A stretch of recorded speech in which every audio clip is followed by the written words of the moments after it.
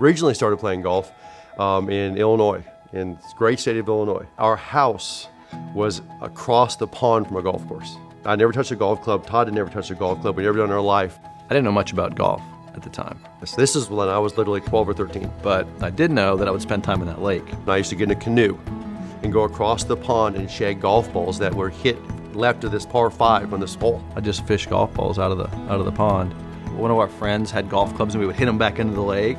And then we'd go shag them out again, we'd do it again. And I think Tim and I did that. I mean, we did that a lot. But I really wasn't into golf at all at that time. I mean, that was kind of my introduction to what is this game, just a country club that was across the pond.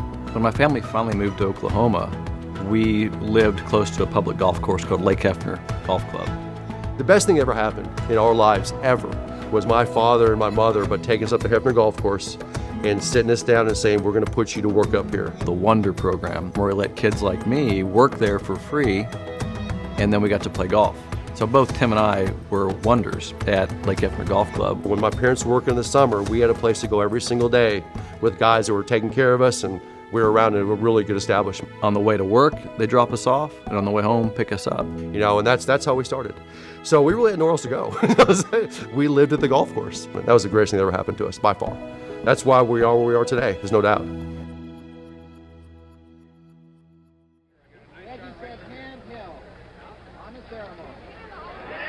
An incredible putt by a man accustomed to performing the... I love the game of golf since I was a kid. Love the game of golf. It's all I wanted to do.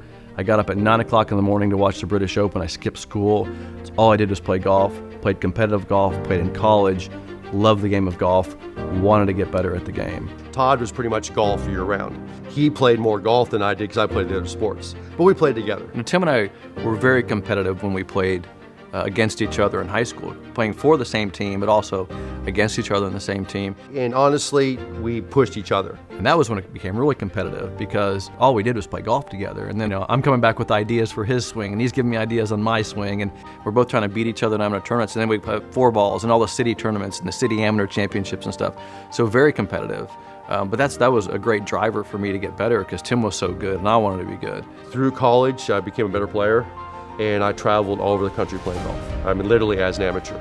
And that's when I got to play against the guys like Tiger Woods, the guys against Tim Harris. And then I coached. 89 and 90, I assistant coached there. And that was another great experience for me. I got to see what it's like to be on the other side and take a bunch of guys and try to win tournaments and stuff like that. So that was another great experience for me, which we won the national championship in 1989. So I was part of that team.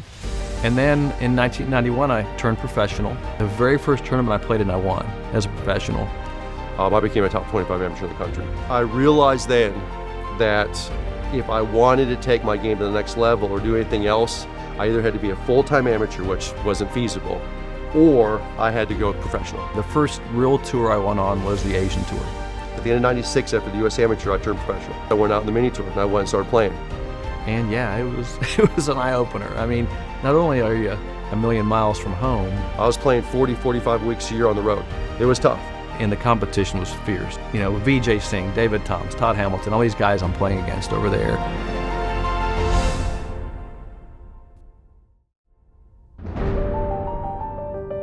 The next story of my life was my son came in the household. We actually adopted my son in '98, and things started changing because I didn't want to be on the road anymore. I was on the road saying, I don't want to be here, I want to be at home. I don't want to be here, I want to be at home. That was the same time Todd was working seriously on his game. What happened to me as a competitor was I knew I could get better, and I knew that I had issues with playing good one day and not playing good the next. I think this is an issue that all good players have at some point, is that they'll have a really good round and play well, and then the next day it's just not there. They don't hit the ball well, they're driving it badly, and you're kind of like, well, what happened yesterday? And what about today? It feels the same, and there's so much inconsistency in what I was doing. He was working down at the golf courses, but he'd go see Hank Haney. So on weekends, when I could get away from work, I would actually hop in the car and zip down there, and I could spend 2 or 3 days hanging out at Hank Haney's facility. That's why I started working on my game with some of the best coaches in the world. It was like, how do I get to the next level? The problem was there just wasn't a lot of answers there.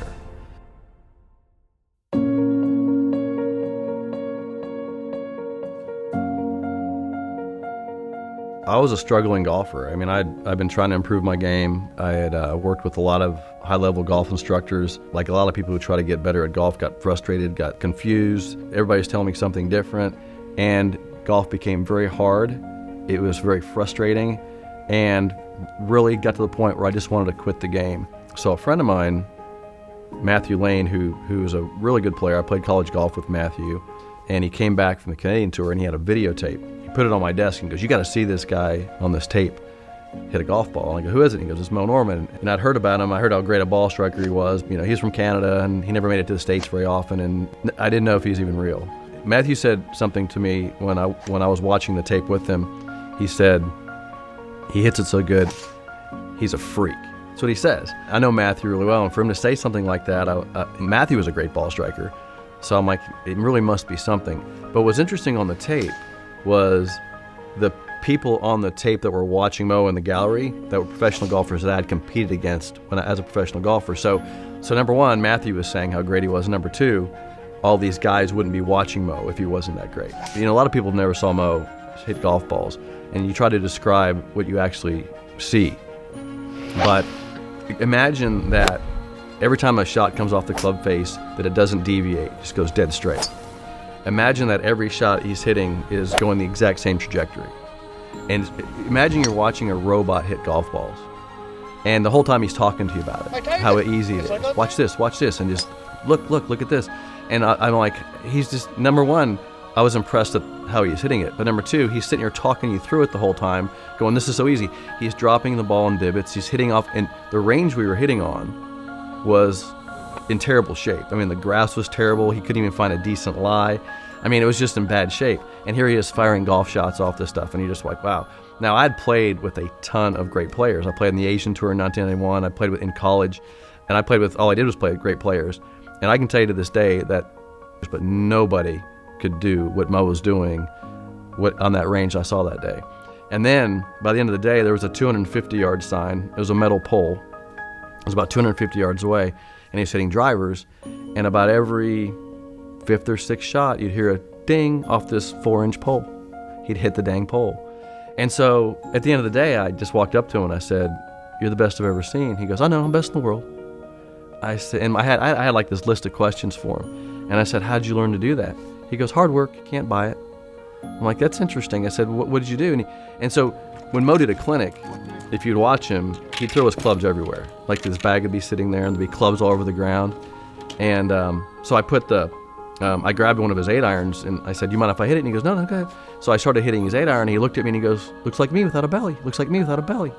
You know, because I'd been working on a swing for a year, and we just became friends. So Moe would go to Florida every winter, and I would go to Florida in the wintertime to practice and play tournaments, and I would go spend as much time as I could. Todd actually went and kind of investigated Moe. He went up north, you know, he went and found Moe. Being so close to Todd with golf, I heard everything.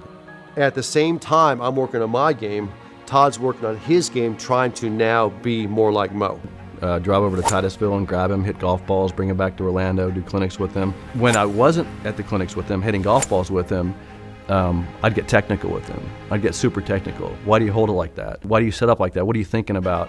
Why is your right hand on the club like that? What does it feel like when you take it back? I'd crawl between his legs, I'd grab his arms. It was very hard for Todd because he'd go film Moe, he'd come back, he'd try to dissect it, digest it, figure out what's going on, and then he would talk to me about what he was working on. So I was kind of a sounding board for him. So I knew everything that was going on, as in, okay, I'm changing my grip, I'm changing my setup, I'm doing this, and it was radical. I mean, we'd gone from working with Hank Haney to now Todd saying to Moe Norman, it was radical. So I'm listening to all this progression. I was doing stuff to try to figure out, because I was trying to communicate what he wasn't good at communicating. What is he really doing? Because a lot of what he says he does in his swing, he doesn't really do if you watch a video. He's not doing what he thinks, but he's feeling it. So his feelings don't match. No one's feelings match the reality of what they're doing. Nobody does. It's going too fast. The swing is happening in a split second. So no one can feel a split second. You can't feel it, nobody can.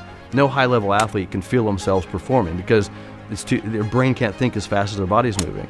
So Moe couldn't either. To me, I wanted to decipher what is actually going on and what's the reality of it. I went through all that trial and error. I went through it with Todd. Todd was doing it. I'm listening to it. Now, I'm trying to play for a living. So for me to sit there and say I'm going to make these radical swing changes was tough. I mean, but I also saw, I'd watch Moe do demos with Todd, or we'd do demos together, or Moe just practice with us. I mean, many times I went out and just watched Moe practice or spent time with Moe. I watched this old guy who was 100 pounds overweight, seemed to me, who looked like he was in terrible shape, and he's hitting the ball frickin' perfect.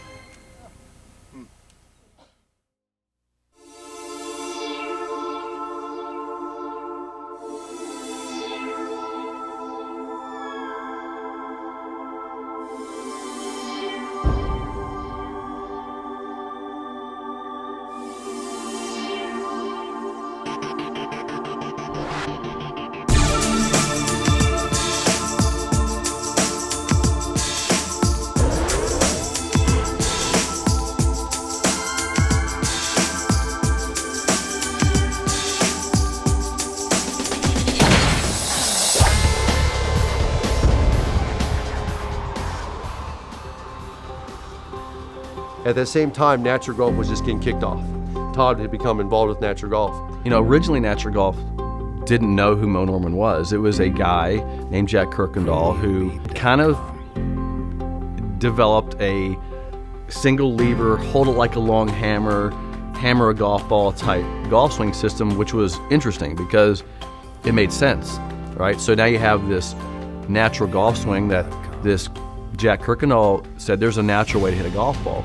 Now there were some differences between what Jack was teaching originally, because then he meets Moe Norman. He learns who Moe Norman is, and he sees Moe pretty much doing the same thing that he was talking about as far as single plane, but Moe's hands were together, and Moe obviously had perfected it over time and become a great golfer. And so that was how natural golf kind of evolved into this is Moe Norman's swing. That's kind of where I step in. I got involved for the same reason that the customers were interested in natural golf, because it was an easier way. It was a method that was going to help people play better golf. So I saw an opportunity, and I walked to natural golf. When I started working for the company, I laid out a business model for them. You introduce somebody to a simpler way to play a single plane swing in Moe Norman, and then you basically teach them at a golf school, or you give them some sort of instruction. Maybe it's a video or some kind of training, and then they buy some product from you. Maybe it's golf equipment or training aids or product. But then there's something that needs to happen after that, which is they need continuing education and more instruction. So I saw kind of a 4-step business model in the process. And Todd came to me and said, natural golf is showing some interest in doing golf schools. So I actually went to work for natural golf full time, because we travel across the country doing what they call their signature schools. We'll do a tournament, followed by a school, followed by a clinic, followed by a demo.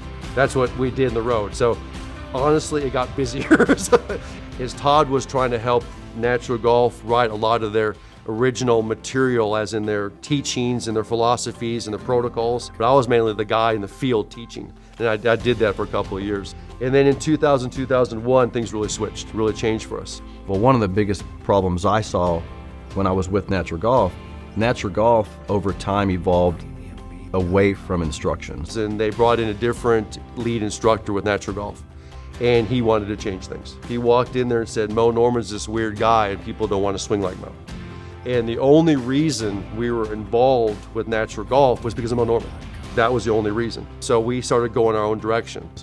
I was in it for I want a better way to hit a golf ball, and I'm in it for Moe, because Moe is the validation to this method. That evolved into Tim and I starting Graves Golf in 2000, because we believe there needs to be a model. It needs to be a simple model, and it needs to be transferable to people to learn, which is our job as coaches and a company, to help people learn it. And so that's why we started Graves Golf. And then we literally, when natural golf started going away from Moe, their teachings are going away from Moe, Todd and I started doing our own events because we wanted to teach Moe Norman. We started doing our own schools because we started doing Moe Norman single plane schools.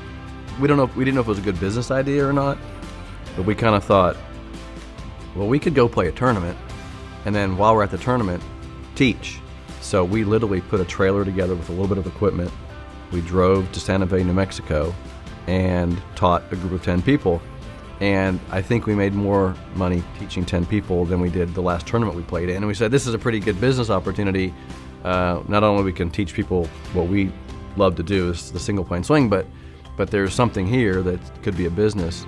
Yeah, well, the academy started because we were traveling for natural golf, and we literally had a trailer, an SUV. We'd pull around the country, Todd and me, and we'd go to a site, do a school, load up the trailer. That's kind of how it evolved from there, is Tim and I literally getting in a trailer, two brothers, fighting it out who's going to drive. Literally, we pull into a facility, pull open the trailer up, we'd set up the school, just us two. We teach for 2, 3, 4 days. We'd literally have a great time with the students. We'd tear it down, we'd roll it up, and we'd go out. We'd head out, and we'd go to the next spot. Setting up tents, putting equipment down, and just trying to teach interested people that were kind of interested and intrigued by Moe and the single plane swing. And Moe Norman was still alive at the time. So at that time, we would do schools in Florida, and Moe would actually come and do demos for us. I mean, do clinics with us.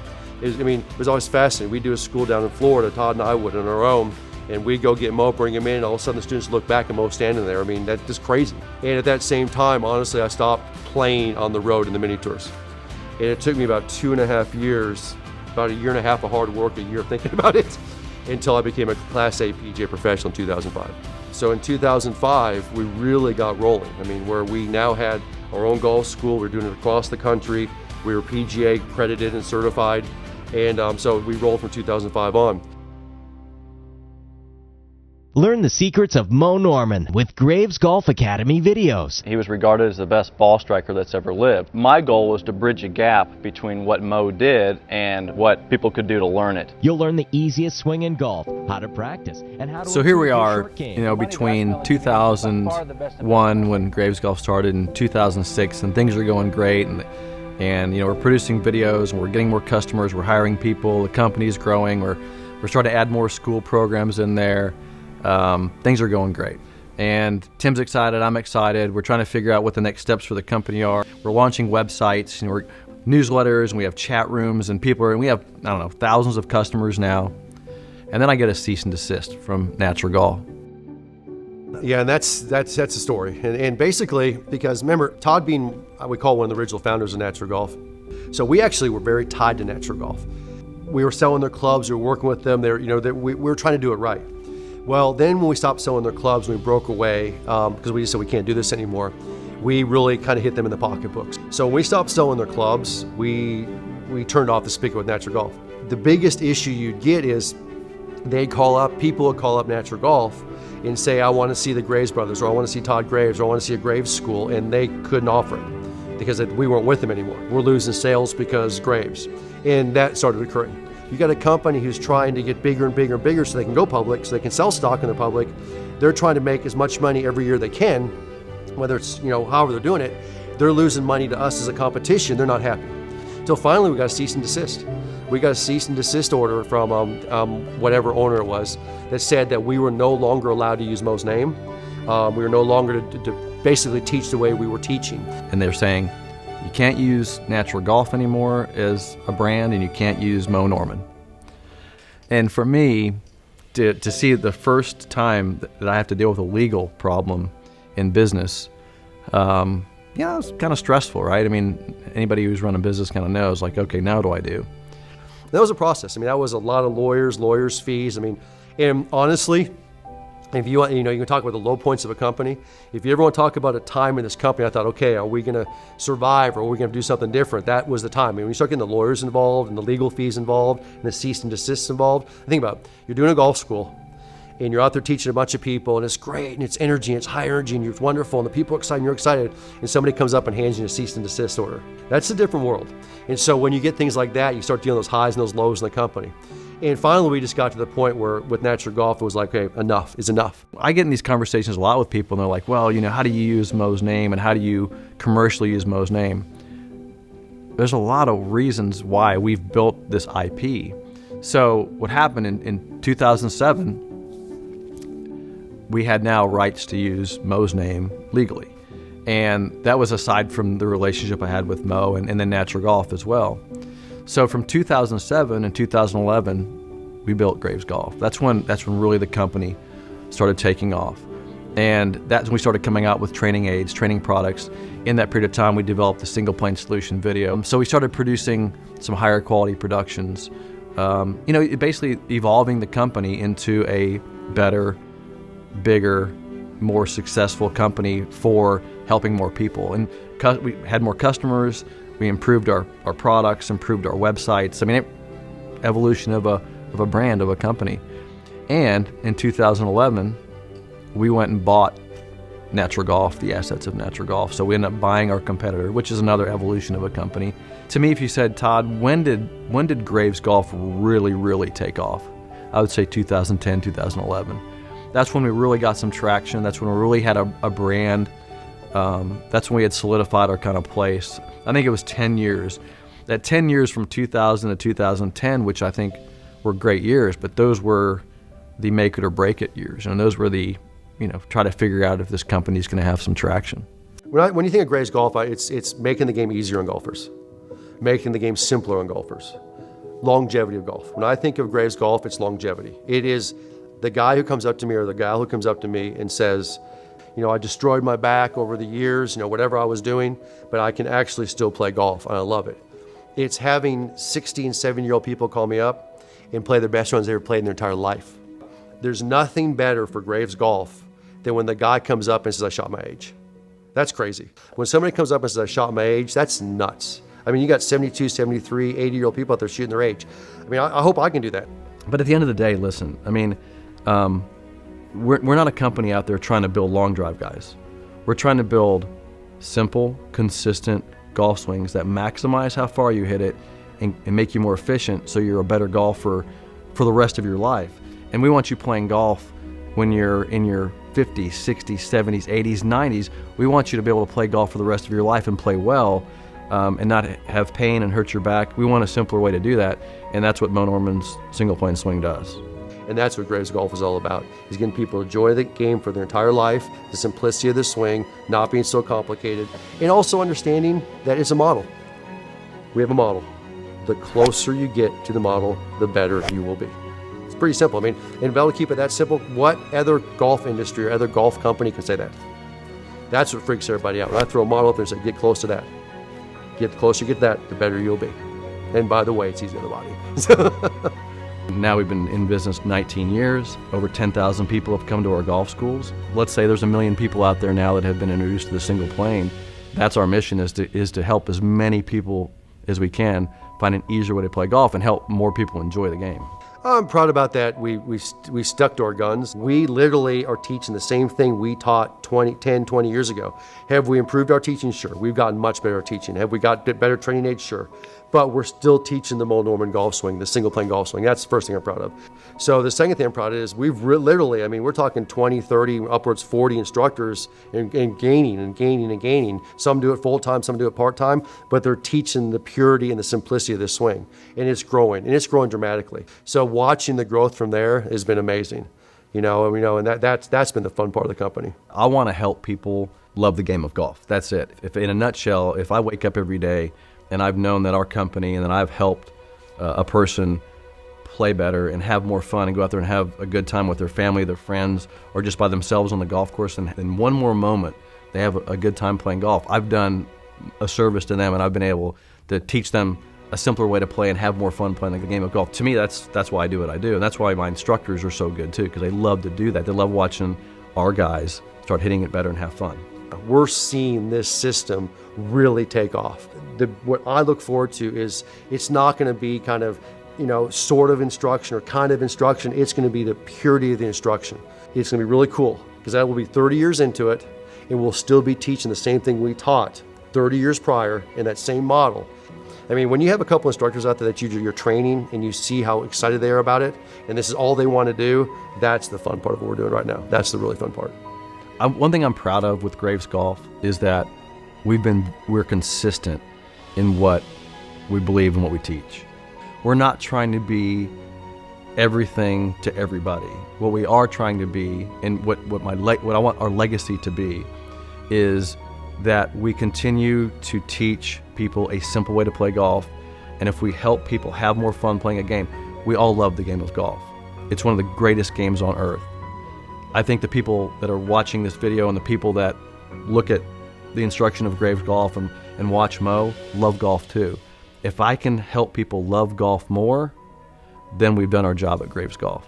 It's all about loving the game, and in that process, playing better and having more fun. If we do that, we're a successful company.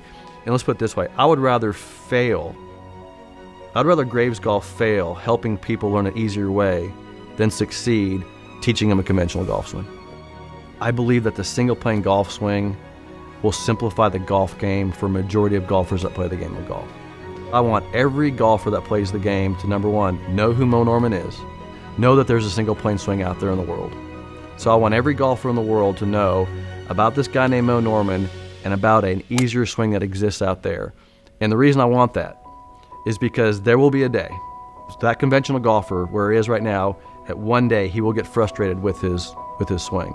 He will get to the point of wanting to quit because the conventional golf swing is that hard.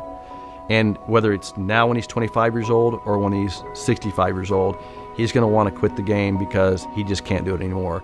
And that's the day he's going to call Graves Golf and learn the single plane swing. I just want to make sure that everybody knows who Moe Norman is and that there's an easier way to play.